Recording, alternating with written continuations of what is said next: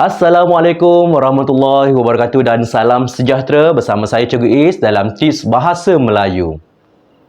Pada hari ini, Cikgu ingin kongsikan kepada anda semua tentang bagaimana cara untuk menulis karangan. Ramai dalam kalangan murid-murid mengalami masalah dari segi penguasaan untuk menulis karangan dalam bahasa Melayu. Sebelum kita masuk kepada teknik penulisan karangan bahasa Melayu, Cikgu ingin kongsikan kepada anda semua berkenaan dengan kertas bahasa Melayu kertas 1. Dalam kertas 1 bahasa Melayu, calon perlu menjawab dua buah karangan daripada dua bahagian yang berbeza. Bahagian A, karangan berdasarkan bahan rangsangan, dan bahagian B iaitu karangan terbuka. Berbalik kepada teknik yang ingin Cikgu kongsikan kepada anda semua, teknik ini Cikgu tujukan kepada murid-murid yang mempunyai tahap penguasaan penulisan yang lemah. Mungkin selepas daripada apa yang saya kongsikan kepada anda semua pada hari ini, dapat membantu anda untuk menulis karangan sewaktu menjawab soalan peperiksaan kertas bahasa Melayu 1. Langkah yang pertama, sebelum calon menulis sebuah karangan, pastikan calon membaca soalan yang dipilih dengan teliti. Di sebelah sini, Cikgu sediakan satu contoh soalan karangan bahagian B. Setelah calon membaca soalan dengan teliti, calon perlu mencari dua perkara utama, iaitu yang pertama, tema atau isu. Dan yang kedua, iaitu kehendak soalan. Kedua-dua maklumat ini sangat penting untuk calon membuat rangka penulisan. Calon-calon perlu menandakan apakah isu atau tema yang terdapat dalam soalan, serta mengenal pasti kehendak soalan yang terdapat dalam soalan. Contoh, calon boleh lihat di sebelah. Dalam contoh yang Cikgu berikan pada anda semua, maklumat yang Cikgu highlightkan dengan warna hijau iaitu tema atau isu soalan. Manakala pada bahagian yang Cikgu highlightkan dengan menggunakan warna biru ialah kehendak soalan. Setelah selesai calon mengenal pasti dua perkara ini, kita pergi kepada langkah yang kedua iaitu membuat rangka penulisan. Untuk menulis rangka penulisan, calon boleh menggunakan sama ada nak gunakan peta minda ataupun nak gunakan poin-poin kecil itu tak ada masalah. Terpulang kepada calon mana yang selesa. Kalau bagi Cikgu Is, Cikgu suka peta minda. Lepas calon membuat rangka, maknanya menyenaraikan idea-idea yang diperlukan.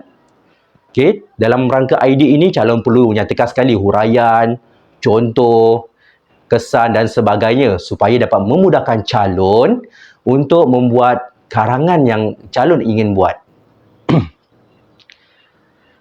Seterusnya, Cikgu ingin kongsikan kepada anda semua bagaimana cara untuk membuat pendahuluan. Kaedah ini seperti mana Cikgu terangkan di awal video tadi, iaitu kaedah yang Cikgu ingin kongsikan kepada murid-murid yang mempunyai tahap penguasaan atau tahap penulisan yang lemah. Apa maksud tahap penulisan yang lemah? Kebiasaannya, Cikgu lihat murid-murid yang mempunyai tahap penguasaan penulisan yang lemah, murid-murid yang pertama, tidak dapat menulis karangan dengan lengkap. Yang kedua, murid-murid tidak menyatakan idea yang relevan dengan kehendak soalan. Yang ketiga, murid-murid tidak dapat menulis karangan dengan baik, di mana murid-murid tidak nyatakan huraian, contoh atau sebagainya.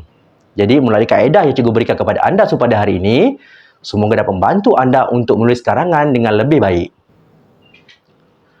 Yang pertama, setelah calon membuat rangka penulisan, untuk memulakan penulisan, calon perlu menulis pendahuluan. Dalam pendahuluan ini murid-murid akan menyatakan dua perkara yang awal-awal tadi murid-murid dah cari, iaitu isu atau tema dan juga kehendak soalan. Contoh perenggan pendahuluan, calon-calon boleh rujuk di sebelah. Setelah menulis pendahuluan, calon perlu menulis perenggan isi. Untuk menjawab soalan karangan bahagian A, sekurang-kurangnya calon mengumumkan 2 isi. Untuk karangan bahagian B, calon boleh mengumumkan 3 atau 4 isi. Dan pastikan jangan sampai terlebih patah perkataan. Dalam perenggan isi, calon perlu menyertakan 4 perkara asas. Pada hari ini cikgu akan kongsi kepada awak semua, iaitu 4 perkara asas untuk membina perenggan isi. Yang pertama, iaitu ayat topik. Dalam ayat topik ini, calon akan menerangkan berkenaan dengan idea berdasarkan kehendak soalan. Yang kedua, huraian kepada idea. Yang ketiga, contoh. Dan yang keempat ialah calon perlu menegaskan semula idea yang telah diberikan.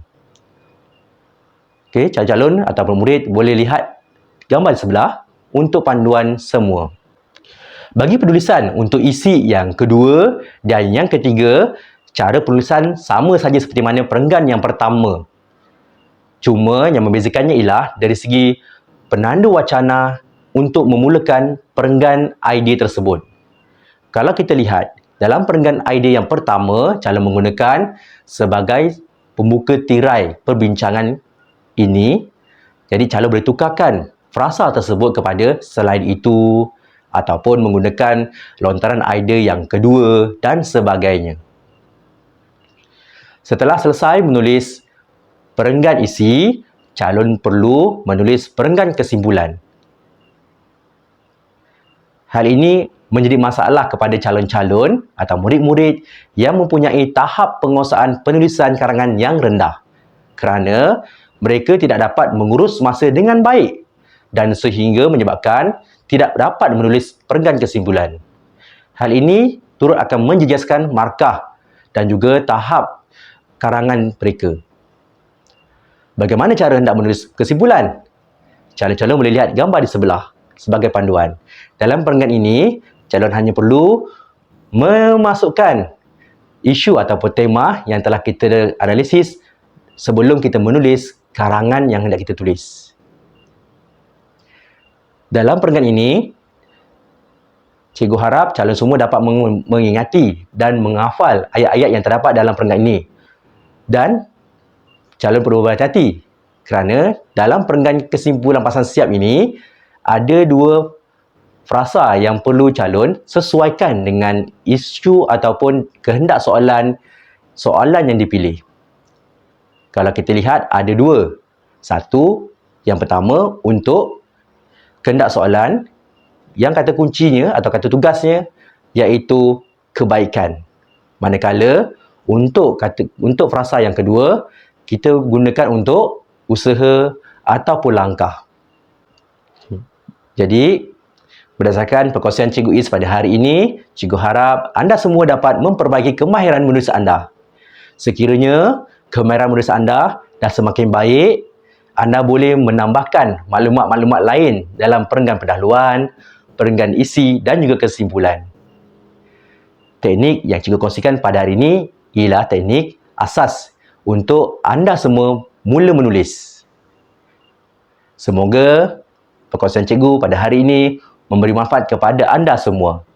Sekiranya anda suka dengan ilmu ataupun perkongsian yang cikgu berikan pada hari ini, jangan lupa like, follow dan subscribe channel cikgu. Semoga kita jumpa pada video akan datang. Assalamualaikum.